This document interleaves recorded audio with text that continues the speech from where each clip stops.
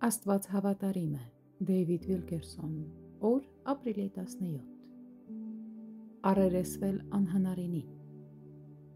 Եվ չտկարացավ հավատքով, այսինքն մտիկ չարավ իր մարմնին, որ արդեն մեռած էր, ինքը իբրև 100-ամյա լինելով,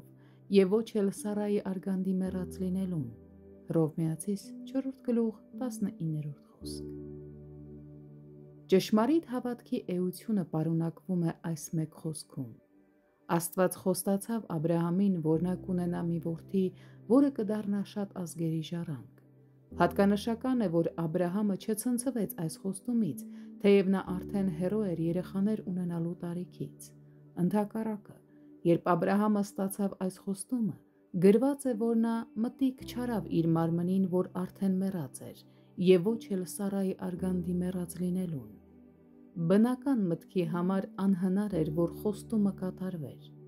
Աբրահամը սակայն չանդրադարձավ նման անհնարինությանը։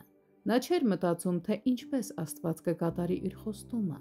Փաստն այն է, որ երբ Աստված իր գործունեության ընթացքում լցնում է մեզ հավատքով, որը փորձվում է և ավելի լավն է, քան ոսկին, նա նախ մահապատժի է ենթարկում բոլոր մարդկային ռեսուրսները, նա փակում է մարդկային ողջ դատողության դուռը և շրջանցում բանական ազատագրման բոլոր միջոցները։ Հավատքը, որը հաճեցնում է Աստծուն, ծնվում է մեռյալ վայրում։ Ես խոսում եմ մարդկային բոլոր հնարավորությունների մահվան մասին, մի վայր, որտեղ սկզբում ծաղկում են տեխնածին պլանները, իսկ հետո մահանում։ Դուք եղել եք նման մահվան վայրում, երբ թվում է, թե այլ ընտրանք չունեք, խորհրդատվածության համար զանգահարելու տեղ չունեք, երկինքը ասես պղնձե լինի, երբ աղոթում եք, ձեր աղաղակները գետնին են թափվում։ Ես հավաստիացնում եմ ձեզ, որ սա Աստծո գործն է,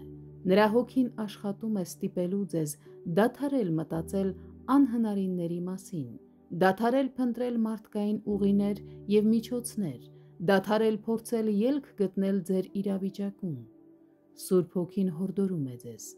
դադարիր օգնություն փնտրել որևէ մեկից և դադարիր կենտրոնանալ այն բանի վրա, թե որքան անհույս է թվում քո վիճակը։ Այդ ամենը միայն խոչընդոտում է քո հավատքի աճին։